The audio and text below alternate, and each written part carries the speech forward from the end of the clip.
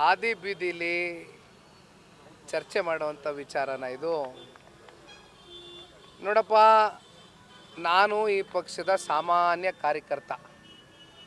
ಇದು ಅನೇಕ ಬಾರಿ ಹೇಳಿದ್ದೀನಿ, ವೇದಿಕೆಗಳಲ್ಲಿ ಹೇಳಿದ್ದೀನಿ, ಸಮಾವೇಶದಲ್ಲಿ ಹೇಳಿದ್ದೀನಿ.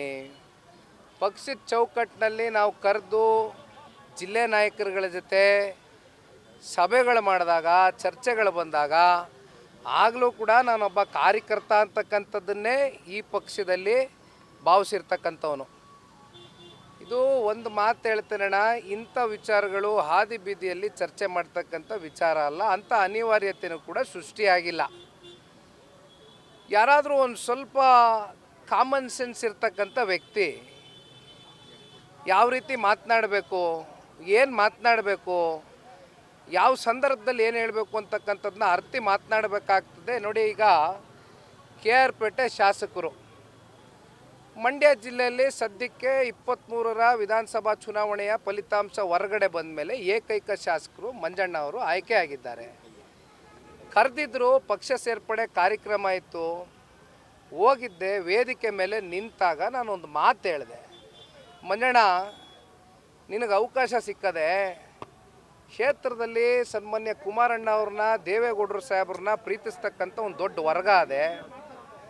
ದಯಮಾಡಿ ಅವ್ರನ್ನೆಲ್ಲರನ್ನೂ ಒಂದು ವಿಶ್ವಾಸಕ್ಕೆ ತೊಗೊಂಡೋಗು, ನಿನಗೂ ಆ ಸಂಘಟನೆ ಶಕ್ತಿ ಇದೆ, ಮಾಡ್ತಾ ಇದೆಯಾ, ಇನ್ನು ಮತ್ತೆ ಜನಗಳನ್ನ ವಿಶ್ವಾಸಕ್ಕೆ ತೊಗೊಂಡು ಮುಂದೆ ಮತ್ತೆ ಆರಿಸಿ ಬರೋದಕ್ಕೆ ಏನು ಮಾಡಬೇಕು ಮಾಡೋಣ ನೀನು ಅಂತ ನಾನು ಹೇಳಿದೆ.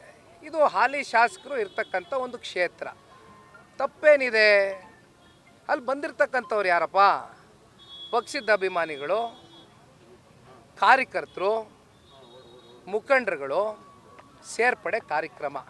ಜೊತೆಯಲ್ಲಿ ಅಲ್ಲಿದ್ದಂಥ ಹೋಬಳಿಗೋ ಅಥವಾ ಗ್ರಾಮ ಪಂಚಾಯತಿಗೋ ಅಲ್ಲಿ ಸೇರಿರ್ತಕ್ಕಂಥ ಮತದಾರರು ಇದ್ದರು. ತಪ್ಪೇನು ಹೇಳಿದ್ದೀನಿ? ಶಾಸಕರಿದ್ದಾರೆ, ಆಯ್ಕೆ ಮಾಡೋದಕ್ಕೆ ಏನು ಮಾಡಬೇಕು, ಮುಂದೆ ಜನ ಮತ್ತು ನೀವು ದುಡಿರಿ, ಜನಗಳ ಜೊತೆ ಗುರುತಿಸ್ಕೊಳ್ಳಿ ಅಂತ ಹೇಳಿದ್ದೀನಪ್ಪ. ನೀವು ಆಮೇಲೆ ಬಂದು ಮೈಕ್ ಹಿಡಿದ್ರಿ. ನಾನೇನು ಹೇಳಿದೆ? ನೋಡಪ್ಪ, ಈ ಮೈತ್ರಿ ಚರ್ಚೆ ಆಗಿರುವಂಥದ್ದು ಮೇಲ್ಮಟ್ಟದಲ್ಲಿ.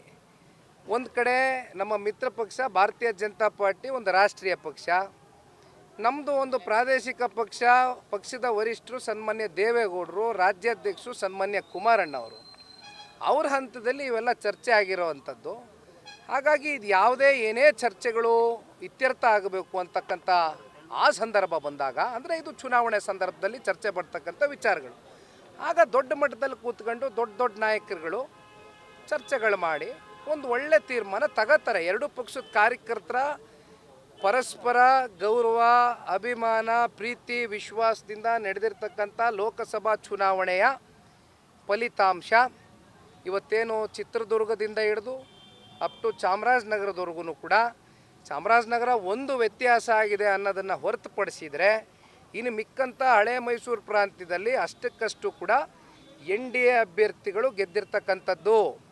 ಇದರಲ್ಲಿ ಜನತಾದಳ ಪಕ್ಷದ ಶಕ್ತಿ ಏನು, ನಮ್ಮ ಮಿತ್ರ ಪಕ್ಷ ಭಾರತೀಯ ಜನತಾ ಪಾರ್ಟಿಯ ಶಕ್ತಿ ಏನು ಅಂತಕ್ಕಂಥದ್ದನ್ನು ಹಾದಿ ಬೀದಿಯಲ್ಲಿ ಚರ್ಚೆ ಮಾಡ್ತಕ್ಕಂಥ ವಿಚಾರ ಅಲ್ಲ ಸ್ವಾಮಿ ಇದು.